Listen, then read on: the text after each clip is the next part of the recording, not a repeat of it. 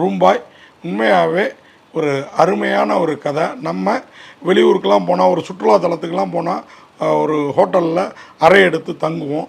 அந்த மாதிரி அறை எடுக்கிறப்போ அதுவும் இளம் பெண்களோட நம்ம வீட்டு பெண்களோ இல்லை நம்மளுடைய காதலியோ மனைவியோ அழைச்சிட்டு போகிறப்போ ரொம்ப உஷாராக இருக்கணுங்கிறத சொல்லாமல் சொல்லியிருக்கிற படம் தான் இந்த ரூம்பாய் திரைப்படம். அது எப்படி சொல்லியிருக்கிறாங்க அப்படின்னா, எடுத்த அடுப்புலேயே ஒரு ஹோட்டல் ரூம்பாய் கொல்லப்பட்டு கிடப்பார். அடுத்து இன்னொரு ரூம்பாய் கொல்லப்பட்டு கிடப்பார். இவங்களெல்லாம் தீர்த்து கட்டுறது யார் அப்படின்னு பார்த்தீங்கன்னா, இந்த ரூம்பாய்கள் பண்ண தன்வினை தன்னை சுடும் அப்படிங்கிற அந்த கான்செப்ட் தாங்க. இவங்க அந்த ரூமில் இந்த மாதிரி காதலர்கள், இளம் காதலர்கள், இந்த மாதிரி இளம் பெண்கள் தங்கன்னா அவங்கள நிர்வாணமாக அவங்க அறையில் அப்படி இப்படி இருப்பாங்க இல்லையா, அதுவும் குளியல் அறையில். அது இல்லாமல் தன் காதலனோட வந்திருந்தால் காதலனோட அப்படி இப்படி இருப்பாங்க இல்லையா.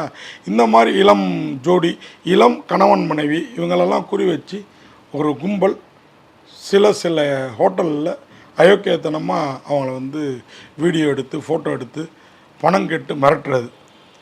இப்படி பண்ணதுனால இதில் பாதிக்கப்பட்ட ஒருத்தர் அந்த கும்பலை வேரோடு அழிக்கிறது.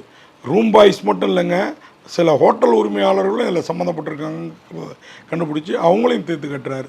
அப்படி தீர்த்து கட்டுறவர் தான் நம்ம படத்தோட ஹீரோ.